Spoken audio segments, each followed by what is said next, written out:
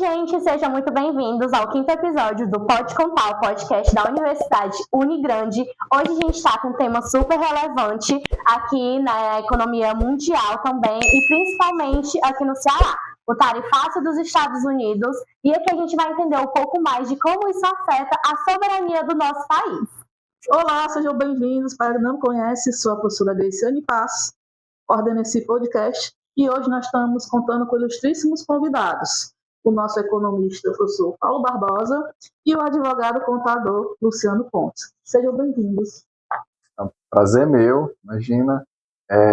Hoje a gente está aqui para conversar um pouquinho sobre os efeitos, né, do tarifaço, principalmente falar um pouquinho sobre a relação que ele tem com a academia, né, quem tem interesse mais de se aprofundar sobre isso, e também a relação que esses efeitos trazem para o nosso dia a dia. Afinal de contas, a economia está em tudo, né? Isso mesmo. Bem, olá, então vamos aqui dar nossa contribuição para falar sobre a questão do tarifaço, né, e também a Constituição. Vamos falar um pouco também do que é que vai importar na carreira, né, tanto para quem é administrador, para o contador, e vamos falar o impacto que está causando no nosso estado do Ceará e também a nível Brasil. Isso mesmo. Antes da gente entrar no assunto do tarifaço, é importante a gente tentar contextualizar para quem está assistindo a gente. O comércio exterior, ele envolve diversas áreas em si. Não é para vocês, para quem sonha em atuar neste campo. Quais são as disciplinas, as formações necessárias para a pessoa começar? Porque além de economista, né? Vocês são, o Paulo é o coordenador do nosso curso, o seu Luciano também é formado em Direito, então, assim, engata pra gente como que a gente pode começar essa... Claro. O comércio internacional, como você bem colocou, tem uma relação com muitas disciplinas, é uma área bem interdisciplinar. Mas, basicamente, o administrador, o contador, o economista... são formações, assim, bem coringas, né, para quem decide atuar nessa área. Naturalmente, precisa de uma especialização, né, para que possa ter a formação específica para comércio internacional, além do que também ver qual é a área, né. Quando a gente está falando de comércio internacional, eu posso trabalhar num setor financeiro de uma empresa que exporta. Eu estou trabalhando com comércio internacional. Eu posso trabalhar na Receita Federal, na alfândega, eu estou trabalhando com comércio internacional. Eu posso trabalhar numa empresa, numa financeira ou num banco que atua com linhas de financiamento, eu estou trabalhando também com comércio internacional. Então, é uma área dinâmica. A área jurídica, né, naturalmente também tem envolvimento com o comércio internacional aqui, mas na nossa área de gestão, acho que é nessa linha. Essas formações básicas da área administrativa, todas elas capacitam, né, você, logicamente, depois com uma especialização, a estar atuando. Existem alguns cursos também específicos, né, na área de comércio internacional, mas eu sempre, na linha da sugestão, né, eu sempre acho que a administração ela dá uma formação mais ampla, né, e para quem vai atuar de maneira na área de gestão como um todo, né, porque ela vai dar o embasamento teórico, multidisciplinar, que o profissional precisa, e aí a depender se o interesse dele é mais na área financeira, é mais na área de logística, ou se for na área de contabilidade, já envolve a contabilidade, né? Já é o curso mais adequado, mas enfim. E a especialização que, naturalmente, quem for trabalhar com comércio internacional precisa. Sim. Engatando já na questão já de direito em si, professor Luciano, a soberania é um princípio fundamental, né, na Constituição que a gente tem de 88. E por esse princípio é central esse debate sobre política internacional, né, e comércio, mais ou menos assim, né, isso? Perfeito. Bom, já complementando aqui um pouco o que o Paulo falou também, né, envolvendo o comércio exterior, né, envolve várias áreas, né, porque ele vai falar sobre gestão e negócio, logística, tributação, né? O idioma, né? Tem que Sim. saber bem o idioma, né? Inglês, né? Que seria a... Então tem várias áreas que ele vai atuar, juntamente porque entra aí também a administração e a parte da contabilidade, né? Você entender a parte da tributação, porque eu tenho importação e exportação. E quem paga o imposto de importação é quem está comprando. Então isso é importante esclarecer. Com relação à soberania, eu acho muito importante esse tema, porque ela primeiro está no artigo 1º, inciso 1 da Constituição Federal. Então a soberania ela tem dois lados, né? Tem a soberania interna e tem a soberania externa. Sim. Né? A interna é aquela voltada, aquela soberania que emana do povo, né? Questão da votação, né? Que você tem autonomia para escolher o seu dirigente, né? E tem a sua, que é o Estado, ele tem o seu poder supremo, né? Tá certo?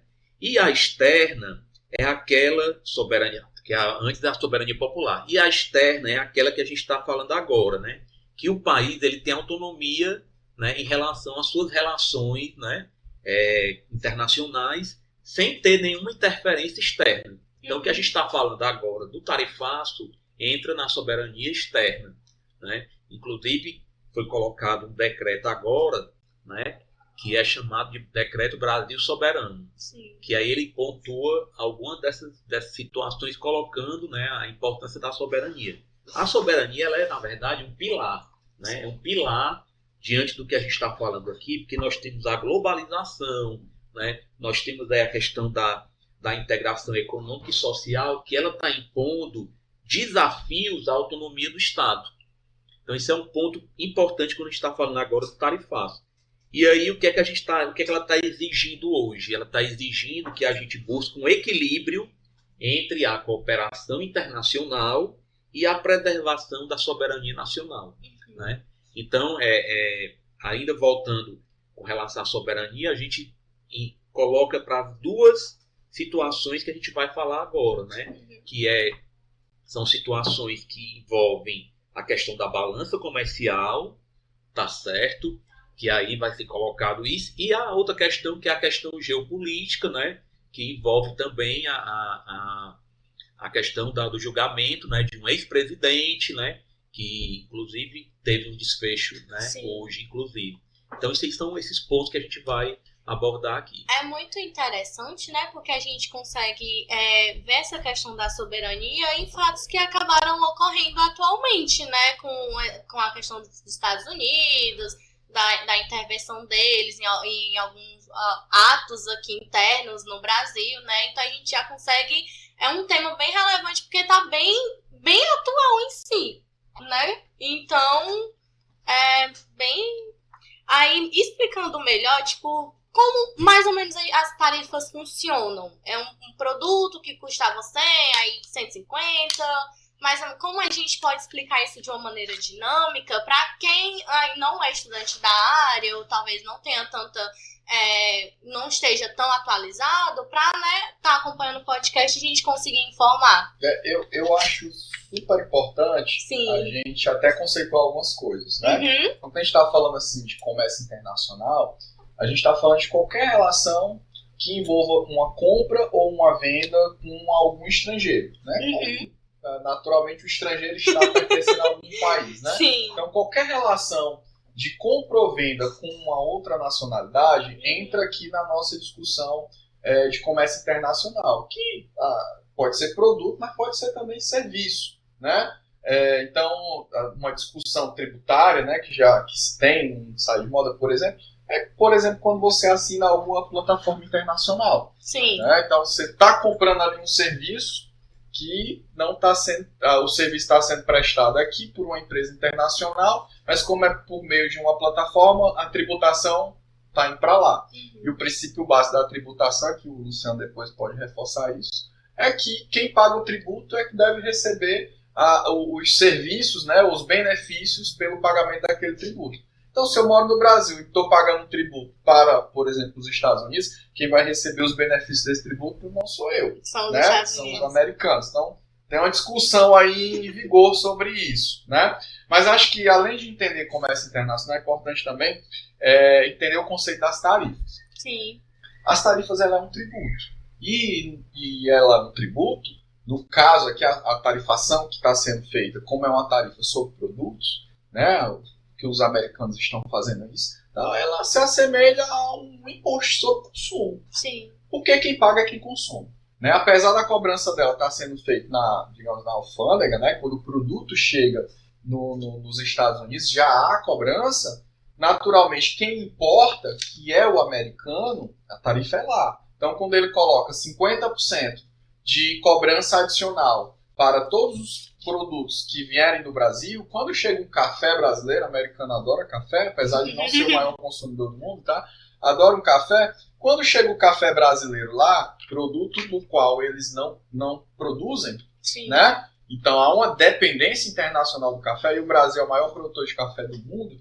Quando chega o café lá, na alfândega se cobra 50% a mais, a partir de 6 de agosto. Uhum. Então, naturalmente, quem importou está pagando esses 50% a mais, e quando ele for vender para os seus clientes, né, supermercados, enfim, cafeteiras nos Estados Unidos, o consumidor também irá pagar 50%. Então, quem paga é o consumidor.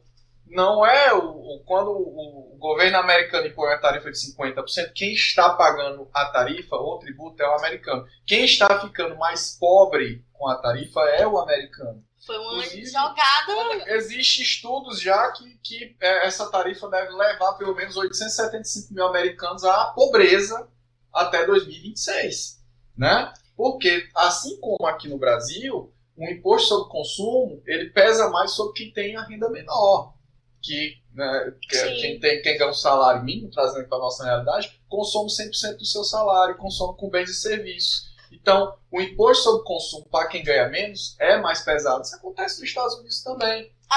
Começou mais ou menos assim, a partir de 6 de agosto, né? A questão de tarifação. E aí, com um pouco mais de um mês, a gente conseguiu fazer na pesquisa que a gente fez aqui, a gente viu que já a questão de já diminuiu, tipo, 18,5% da questão dos americanos. As exportações já acabaram diminuindo. Os meninos vão colocar as fontezinhas de pesquisa embaixo.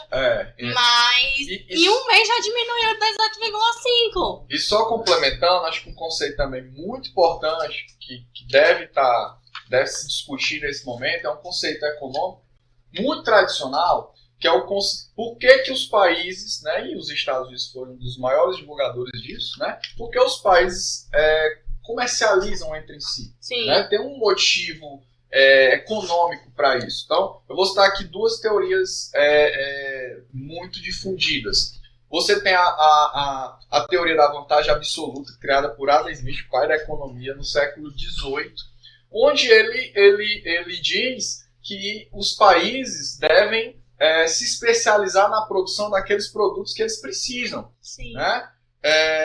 E aí, segundo Adam Smith, isso gera a maior produtividade possível das nações e do mundo. Só que, anos depois, surgiu a teoria da vantagem comparativa, que é a que está em vigor até esse momento, David Ricardo, aí em 1817, onde ele diz que os países devem, sim, se especializarem na produção, desde que haja uma vantagem comparativa quando ele se especializa num determinado produto em detrimento de outro. O que é que ele quer dizer com isso? Que para o comércio internacional aumentar, e segundo ele, isso aumentaria a produtividade, aumentaria a riqueza de todos os países envolvidos, se, por exemplo, ele cita a relação entre Inglaterra e Portugal. Ele diz assim, Portugal pode produzir vinho, pode produzir tecidos. Entretanto, o custo de oportunidade de Portugal pegar capital e pessoas para produzir tecidos é alto, porque a grande especialidade dele é em vinho.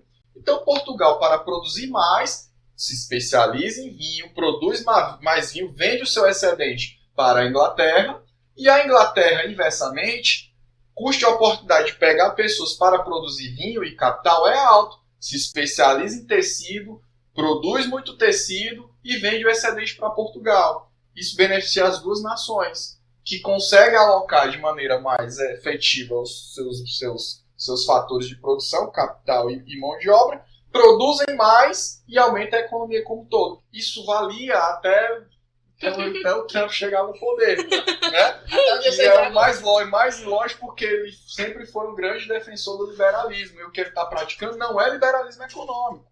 Quando ele tarifa, ele tá fazendo uma intervenção direta sobre o mercado e está indo de contra a teoria das vantagens comparativas, porque quando ele tarifa um produto, mesmo aquele país sendo especializado e produzindo melhor aquele produto, ele tarifa lá, o produto chega mais caro lá, e para o produtor americano, o custo e a oportunidade de comprar aumenta.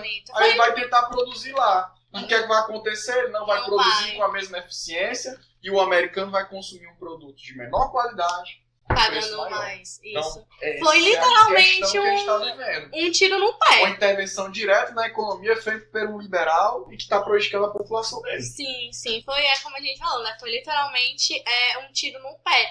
No caso do Ceará, a situação é bem mais delicada, né? Porque até em 2024, 40% das nossas exportações foi para os Estados Unidos. Já até julho de 2025, antes de começar a vigorar o tarifaço, já subiu até, já subiu para 52%.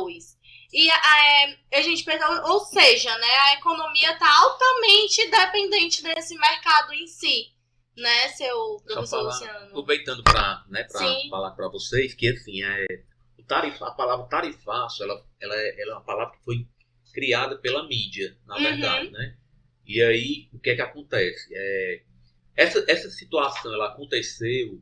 Um dos pontos é que os Estados Unidos também se sentindo ameaçado pela sua própria hegemonia, né? Porque essa tarifa ela tem um propósito, né? Ela surgiu, né? E um dos pontos foi esse, né? Pelos Estados Unidos estar se sentindo ameaçado em relação à sua hegemonia, tá? E aí, o que é que o Estado do Ceará fez, na verdade, né? O Estado do Ceará decretou, primeiro com o decreto de situação de emergência, tá? Em relação ao tarifaço, foi o decreto 36.828, que ele garante a solicitação de recursos, tanto estaduais como federais, para poder lidar com problemas sem burocracia, né? Para a obtenção desses recursos. Outra situação do Estado também é que o Estado do Ceará ele tem uma dependência de 44% das suas exportações locais. Mas, por exemplo, São Paulo, né? Inclusive eu trouxe até umas informações para vocês, que São Paulo, Rio Grande do Sul e Paraná são os 3 estados muito mais ainda em termos de volume de produção, vão ser os mais prejudicados. O Ceará não está dentro desses 3 maiores, né? São Paulo, por exemplo, a previsão é de uma queda de 4,4 bilhões, que é a maior economia do Brasil. Então, 92% das exportações de São Paulo, 92,1%, vai para os Estados Unidos. Então, o Ceará, 44%. Tá? Então, as tarifas no nosso estado... Diga-se de passagem que esses 3 governadores aí colocaram o bonezinho do MAGA, né? Na cabeça. É verdade. E as tarifas daqui no nosso estado do Ceará, né, elas impactam na siderurgia, fruta, pescado e pás eólicas. São esses pontos, né? 90% das nossas mercadorias, elas tiveram um aumento de 50% no nosso estado do Ceará, tá? No primeiro semestre, de janeiro a junho, o estado do Ceará exportou 1,1 bilhão de dólares. Isso no janeiro a junho. E desse valor, 528 milhões foi só siderurgia. Não está aí o nosso porto do Pecém para dizer o resultado, tá? Então, desde agosto, que o estado do Ceará tem sentido isso, né? Nós estamos aqui pouco mais de um mês, né, do tarifaço, tem sentido uma mudança tanto na geração de empregos como também na arrecadação do Estado, né? Isso aí, de fato, realmente é notório, né? Mas, voltando ao impacto, nós temos São Paulo, Rio Grande do Sul e Paraná. O Rio Grande do Sul, por exemplo, teve 1,9 bilhão em perdas. 85% das exportações dos Estados Unidos, do Rio Grande do Sul.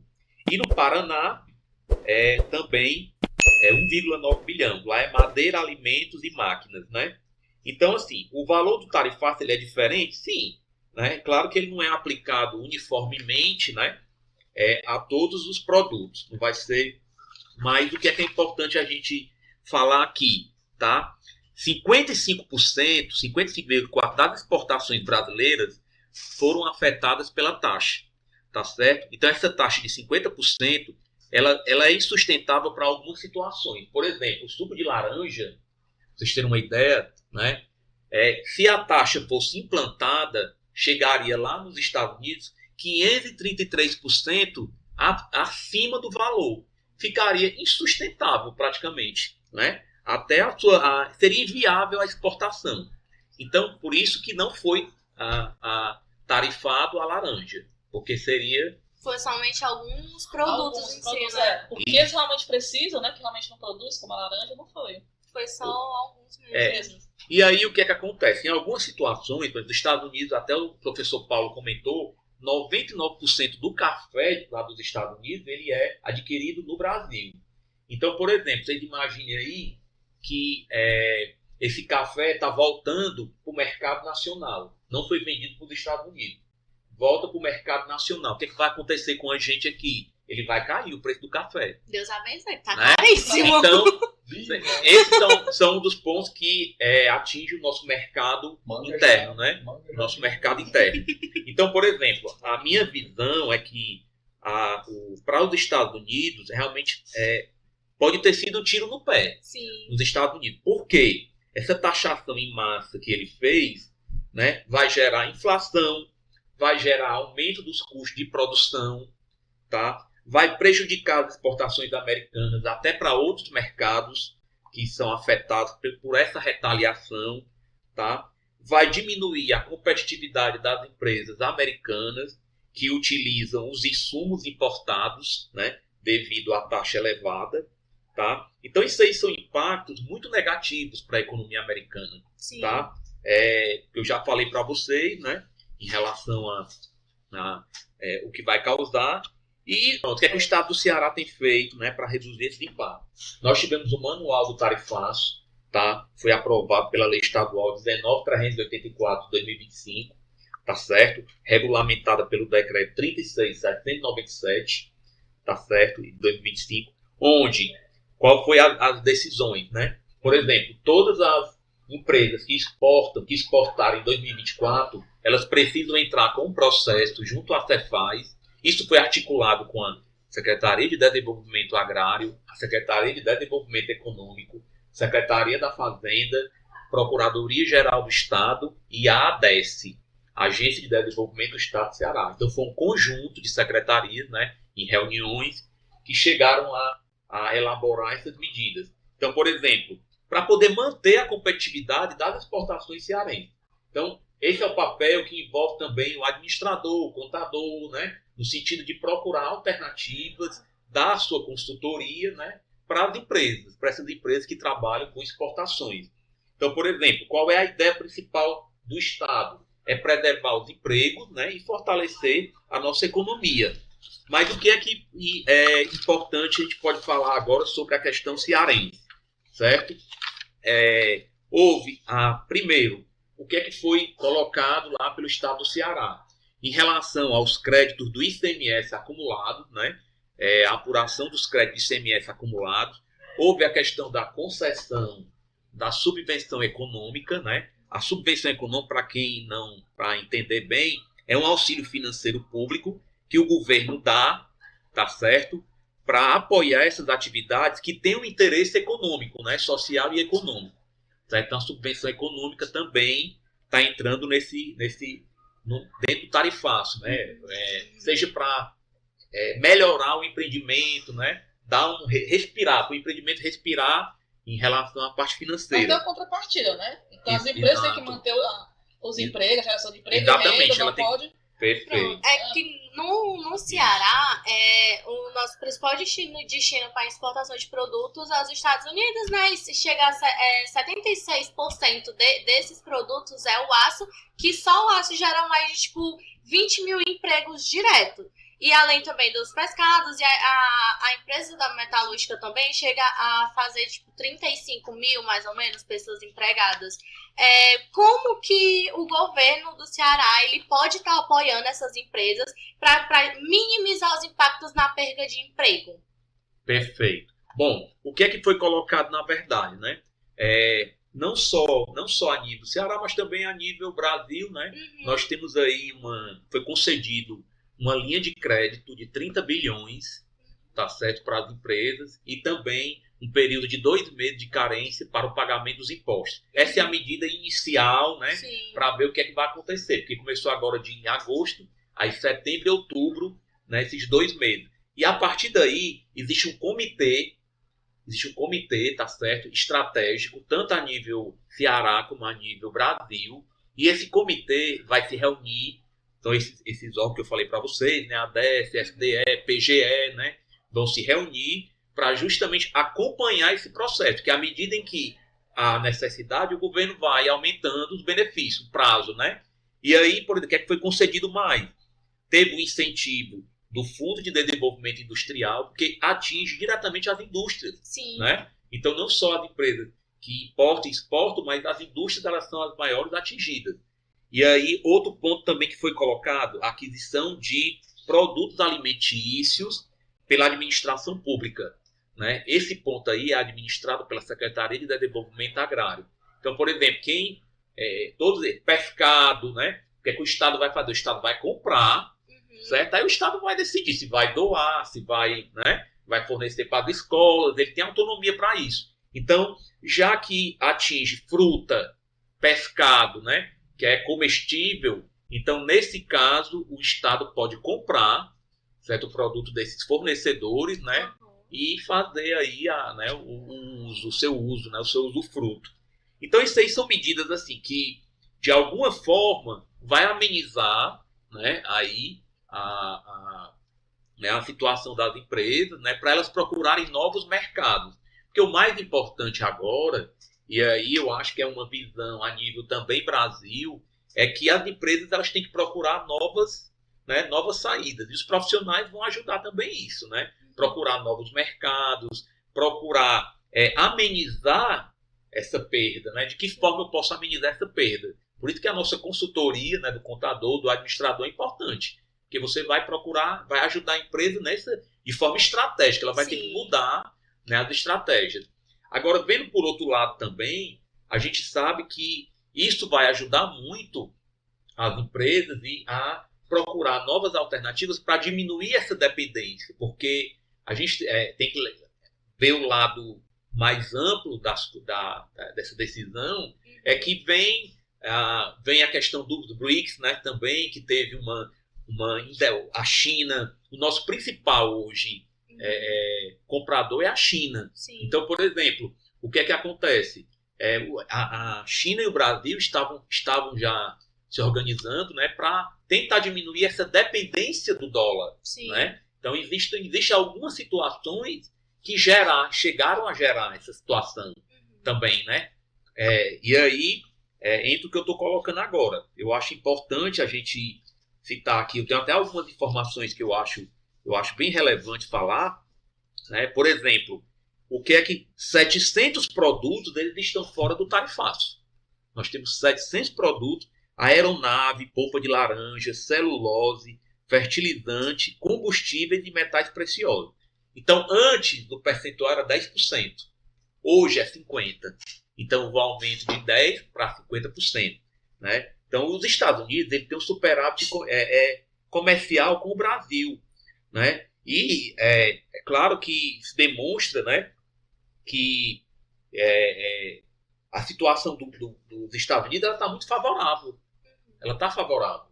Tá certo? Bom, então mais alguma coisa que eu possa complementar aqui?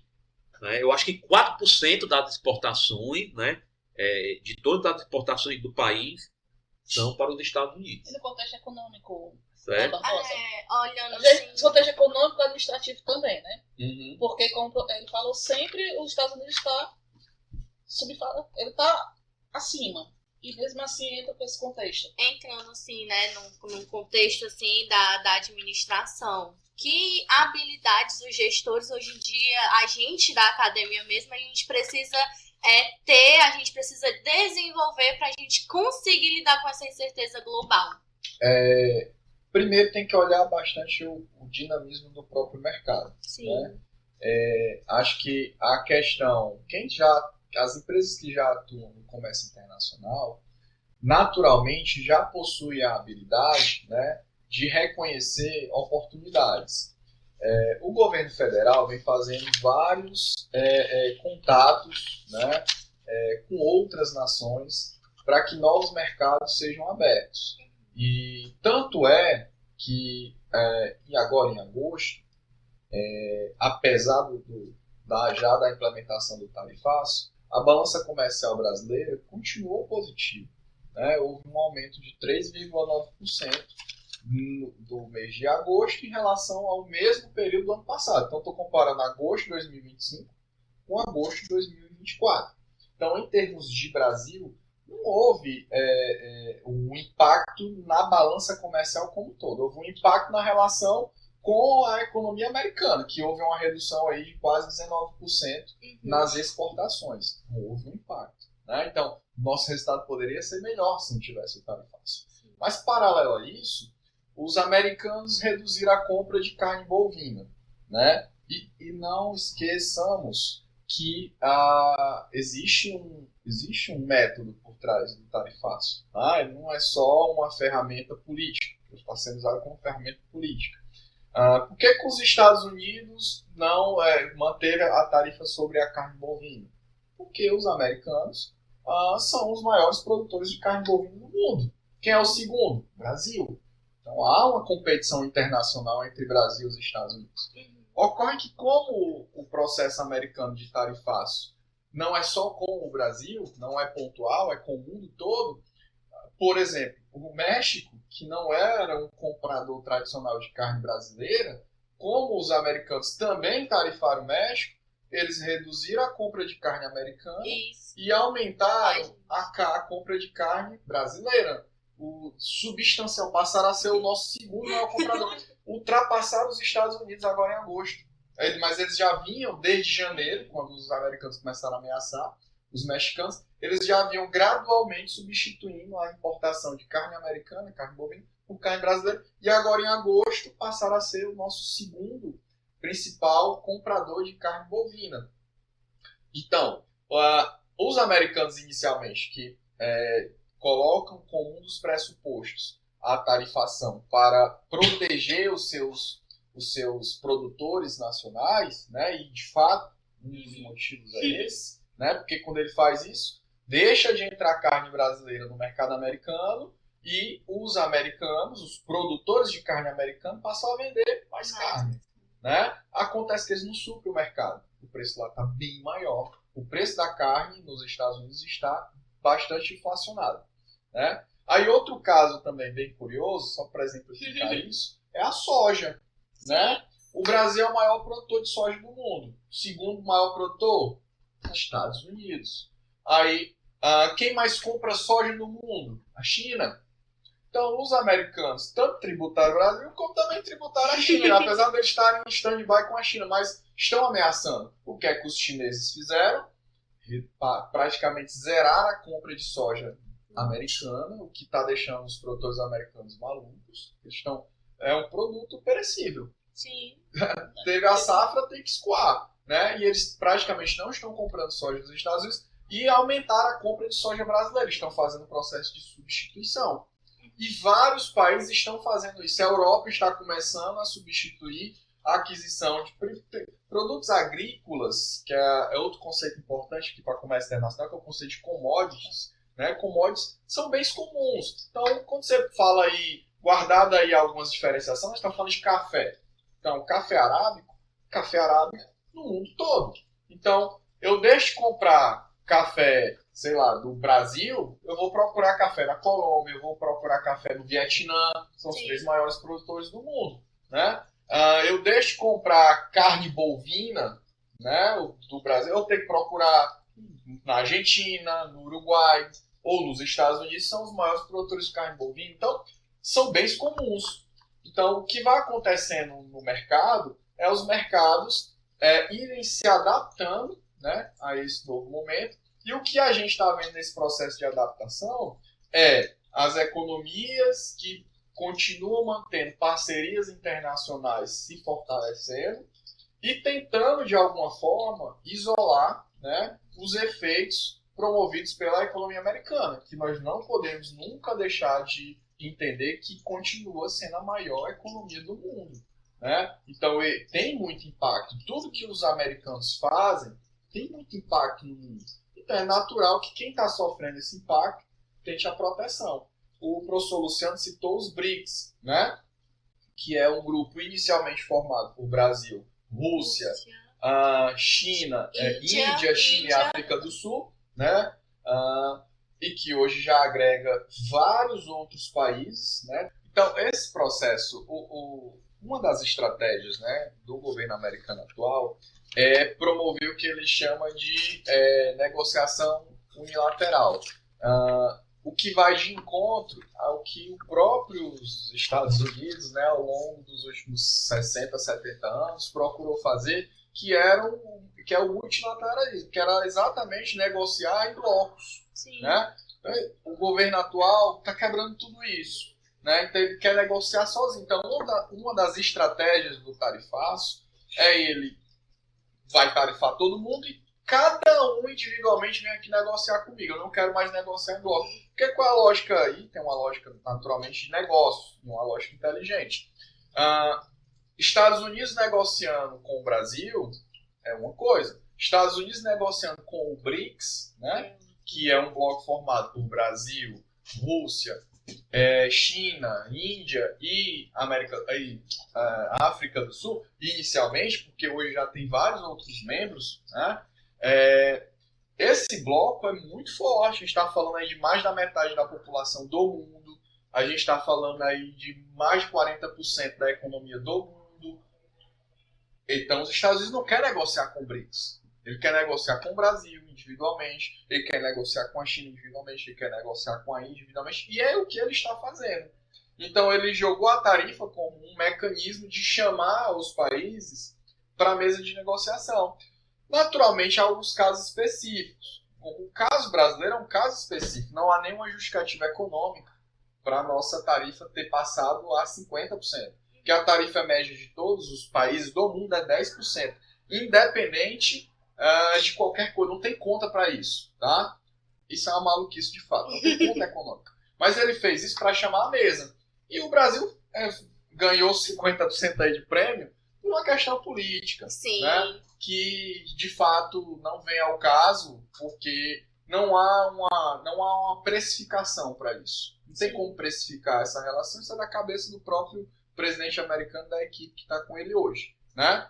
Mas a relação blocos econômicos que foi fortalecida ao longo do tempo, você tem lá a União Europeia, você tem o BRICS, até os Estados Unidos fazem parte aí do G7, né? Essas negociações em bloco, para os americanos, nesses 4 anos de Trump, não vai existir. Ele vai negociar de maneira unilateral. Então ele está negociando e fechando acordos com cada país, de maneira individual.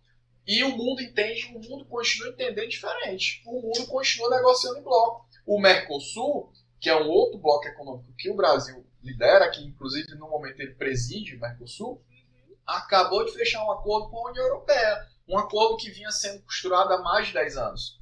Fechou um acordo, né? E está em vias de entrar em vigor. Né? Então, uma negociação em blocos. Mercosul com a União Europeia. Então, o mundo continua negociando em bloco. O que está acontecendo, então, que a gente está percebendo, não sabe até quanto isso vai durar, é que os Estados Unidos estão indo por um caminho que ele é legítimo. Tá indo, né? Sozinho. Fontes da cabeça dele. Na cabeça dele, ele tem estrutura para isso. Né? Ele acha que se banca sozinho. Né? E o resto do mundo continua no multilateralismo, continua fazendo as suas negociações em bloco. Isso não se perdeu. Pronto, então, encerramento, né? Eu gostaria. Vamos só. Encerramento, pronto. Posso fazer o encerramento? Eu gostaria só de falar do ponto de vista jurídico, né? Assim, a Organização Mundial de Comércio, tá? Ela já divulgou uma nota onde ela informa, né, que ela é contra o tarifário, né? Contra as tarifas que estão sendo cobradas, tá certo? Visto que um grupo de empresários brasileiros, eles já contrataram um escritório norte-americano, né, de advogados, né, para justamente recorrer, né, dessas tarifas já se sentindo prejudicado, tá certo? E aí, os Estados Unidos, inclusive, já está se preparando para a média de 30 mil processos, um aumento de mais de 30 mil processos, tá? Então, assim, vai para a Suprema Corte agora, como no Brasil, lá vai para a Suprema Corte. Os comentários é que, como o presidente ele tem a maior parte da bancada na Suprema Corte, há uma possibilidade de demorar 1 ano a 1 ano e meio desse julgamento acontecer, né? Então, só para esclarecer do ponto de vista jurídico, tá certo? Como é que anda a situação hoje, na realidade hoje, tá? E aí eu queria só dar uma contribuição final aqui, né, em relação aos profissionais, né? O administrador, eu fiz aqui algumas colocações que eu acho importante, porque hoje o administrador ele é um agente integrador, né? E ele vai ter que consolidar justamente essas informações onde ele vai pegar diferentes áreas. Então, quais são as áreas? Econômica, comercial, regulatória, tecnológica, né? Para poder ele construir um diagnóstico preciso do ambiente interno e externo. Então, é um trabalho realmente importantíssimo, né? Que o administrador tem nesse momento agora, né, dessas tarifas em vigor, tá? E, para finalizar, o administrador, o planejamento estratégico, né? Sim. Muda totalmente da empresa, então ele precisa alinhar o planejamento estratégico a essa realidade atual. E para os contadores, eu queria deixar isso importante, porque ele também vai exercer um papel estratégico e também um papel de consultoria. Principalmente porque agora nós temos o quê? O professor Paulo falou aí, né, a diversificação dos mercados, né, a questão do impacto financeiro que isso vai causar nas empresas, né? Ele tem que otimizar custos, tem que saber trabalhar isso, né? E a questão das mudanças tributárias e tarifárias, né? Isso aí não resta dúvida o impacto que causa. Então, Bem, aqui assim, é muita coisa que ainda pode ser tratada, trabalhada. Sim. Então, nesse momento, eu só queria assim, que cada um dê sua mensagem. O que você entende de mensagem com relação aos profissionais, para os empresários, para quem está assistindo o podcast? Você, professor Paulo, e aí, passa a contribuição? Mensagem que você deixa para os nossos espectadores? Eu acredito que todo bom profissional, e aí vou enquadrar o administrador, o contador aí tá nos assistindo, deve sempre se manter atualizado, né? Então, hoje, a dinâmica das informações, ela está numa velocidade incrível, né? Os mercados financeiros que absorvem muito essa dinâmica refletem isso, né? Então, há uma volatilidade muito grande no mercado brasileiro, mas também no mercado internacional. A despeito disso, né? Falando aqui para o lado financeiro, né? Por enquanto, tá? Os efeitos financeiros para a economia brasileira vêm sendo positivos. Então, se você pegar aí a Bolsa de Valores brasileira, ela bateu recordes, né? Nessas últimas semanas. O dólar, que vinha passando por um processo de valorização, ele recuou substancialmente no ano de 2025, né? E passa por um processo de estabilidade, e tudo isso impacta no dia a dia do gestor. Então, estamos falando aqui do profissional de administração, que está ali à frente de uma empresa ou de um departamento de uma empresa.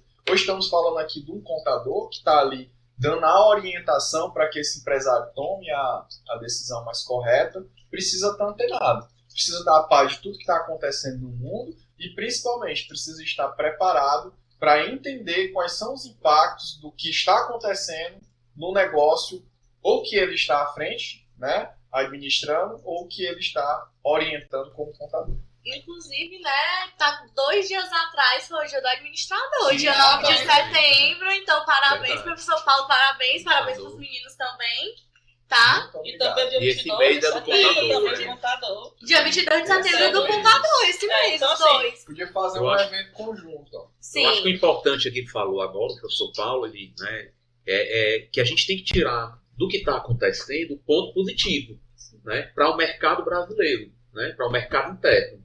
Né? A gente não é ver o lado de que forma, como profissional, como é que você pode trabalhar, né, o tarifaço para o seu trabalho, no mercado interno, né, no seu dia a dia, porque tirar os pontos positivos também, tá? Então é isso aí, nesse lado, porque isso nos obriga a procurar novos mercados, né, a melhorar a nossa matriz industrial, a melhorar a nossa produção, né, a buscar novos nichos, e aí é isso aí, o trabalho do profissional é esse. Fechar com uma frase clichê, as incertezas geram oportunidades. Exatamente. E vocês, não apenas estudantes, empresários, mas qualquer pessoa, seu consumidor final, vocês têm que estar atrelados ao sistema de informação, sim. Tem que entender um pouco do tarifácio e como vai impactar na sua mesa, né? No preço do seu pãozinho, porque vai conter a farinha de trigo. Então, assim, isso é interessante. Não é apenas para o mercado, para as empresas, mas é importante para vocês, alunos, e para qualquer um que assista esse nosso podcast. O que você acha, Bebé? Porque impacta diretamente na casa, né, da gente. Então, gente, é isso. A gente encerra por aqui com a frase do professor Paulo, clichêzíssima. As incertezas geram oportunidades. E agradecemos novamente, né, aos nossos muito obrigada por terem aceitado o nosso convite. E Paulo Barbosa. Muito obrigada por terem aceitado o nosso convite, por estar participando aqui do nosso podcast, ter sentado na nossa mesinha aqui na faculdade. Pra gente seja sempre bem-vindo. E ser sempre bem-vindo para estar passando informação para as pessoas, né? Então é isso, gente. A gente encerra por aqui mais um episódio, tá certo? Não esqueçam de seguir a gente em todas as redes sociais e se inscrever também no canal. Dá um joinha, siga a gente.